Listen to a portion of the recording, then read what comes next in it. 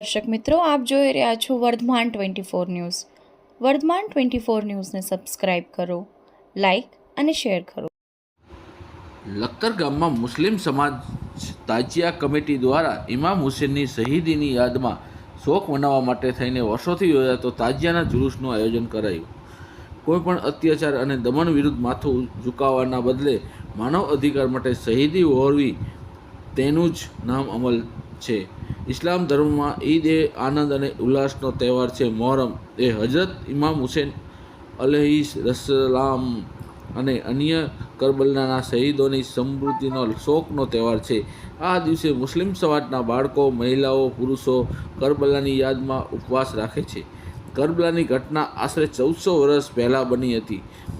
પયગંબર ઇસ્લામ હજરત મુહમ્મદુર રસૂલુલ્લાહના નવાસા દૌહિત્ર હજરત ઇમામ હુસેન અલૈહિસ્સલામે પોતાના 72 સાથીઓ સાથે શહીદ વીરો લીધી હતી. ગત 1400 વર્ષ જૂની આજરોજ કરબલાની ઘટનાનું મહત્ત્વ છે, કારણ કે ઇસ્લામી આલમ જ નહીં પણ બલ્કિ અકીદાથી સંબંધિત કે વ્યક્તિ જે અત્યાચારોને વિરુદ્ધ અને સચ્ચાઈનો સમર્થક છે તે હજરત હુસેન અને તેમના સાથીઓ કરબલાઓની માનવીય આદર અને સત્યનું ચિહ્ન સમજે છે. કરબલા શહીદ થયેલા શહીદો પાણી વગર શહીદ થયા હતા.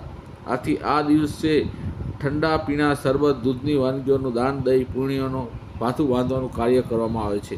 સાથે મુસ્લિમ સમાજ દ્વારા તાજિયા કમિટી બનાવી હજરત ઇમામ હુસેનની યાદમાં તાજિયા બનાવી ભવ્ય રીતે શણગારી જુલુસ કાઢવામાં આવે છે. આ દિવસે તાજિયામાં જ્યાંથી પણ પસાર થવાના હોય તે રોડ ઉપર પાણી છાંટવાનું અને અનેરું મહત્ત્વ છે. ત્યારે લખતર મુસ્લિમ સમાજ તાજિયા કમિટી દ્વારા જુલુસનું આયોજન કરવામાં આવ્યું હતું. આ જુલુસ મસ્જિદ ચોક, બાળબોધ ચોક, ગાંધી ચોક, ખોડિયાર માતાના દેરી મોચી બજાર, મેઇન બજાર થઈને લખતર બહાર આવેલ રાજુ પીર દાદાની દરગાહે પહોંચ્યું હતું. ત્યાં જુલુસ પૂર્ણ કરી તાજિયાને મોતીસર તળાવમાં ઠંડા કરવામાં આવ્યા હતા.